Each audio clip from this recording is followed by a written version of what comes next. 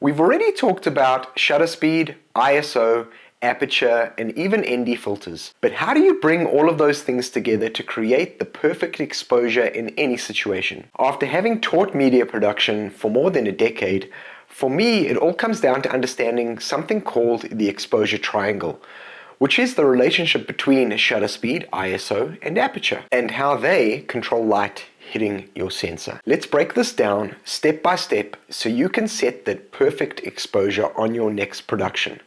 And stick around until the end of the video for a few practical tips that will help you get exposure right every time. So the exposure triangle is the foundation of a correctly exposed image. It's made up of three main exposure elements: shutter speed, ISO, and aperture. Adjusting any one of these affects the other two, so it's really important to know how they work together to control motion, light, and depth of field. Sometimes you'll need an ND filter to manage bright light while keeping your settings intact. So here's how I approach setting exposure using this technique. The first step of the exposure triangle is shutter speed. It controls the amount of time your sensor is exposed to light, which affects motion blur in your image. So you should start by setting your frame rate depending on the project you're working on. 24 frames per second for films or documentaries, 30 frames per second for broadcast in North America, or 25 frames per second for broadcast in Europe and some other countries. You then apply the 180-degree shutter rule, which means setting your shutter speed to double your frame rate.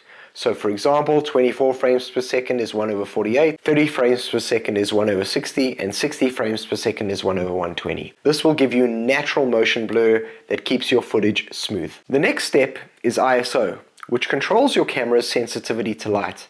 The higher you push your ISO, the more sensitive the camera's sensor becomes, but the more digital noise you'll introduce into the image. To get the cleanest image possible, always start with the base ISO of your camera, or the lowest ISO your camera will allow. The goal is to keep the ISO as low as possible while balancing it with your other settings. Remember, the lower your ISO, the less noise you'll have in your image. The last corner of this exposure triangle is aperture. This controls how much light enters the lens and determines your depth of field. A wider aperture, a lower f-stop number, allows more light in, and it gives you a shallow depth of field, and it's perfect for isolating your subject from the background. So if you want a blurry background in a close-up shot of your subject, for instance, set your aperture to f2.8 or below. If you're shooting a landscape or a group shot where everything needs to be in focus, you'll want to close down your aperture to f8 or higher. The next step is ND filters.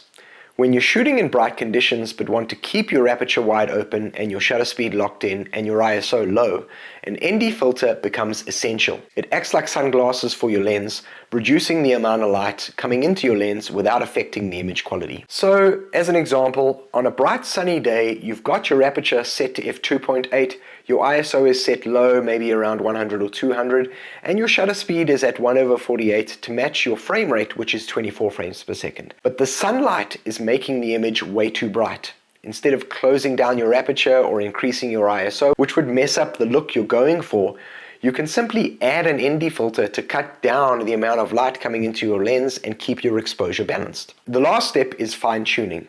So now that your shutter speed, ISO, and aperture are set, you may need to make some final tweaks to nail the perfect exposure. The key to mastering the exposure triangle is understanding how each element affects the others. If your shot is too bright, you can either close down the aperture, lower the ISO if you're able to, or you can add an ND filter to reduce the amount of light coming into the lens without changing your key settings. Remember, each adjustment impacts more than just exposure. Shutter speed will affect motion blur, aperture will change your depth of field, and ISO influences image quality and noise. It's all about balancing these settings. And here's a few practical tips. Always take a test shot before you start filming to make sure that your exposure is spot on. You can also use a histogram, zebras, a waveform, or false color on your camera if it has those settings to avoid overexposing your highlights or crushing your shadows. You could also use a light meter to gauge your exposure as well,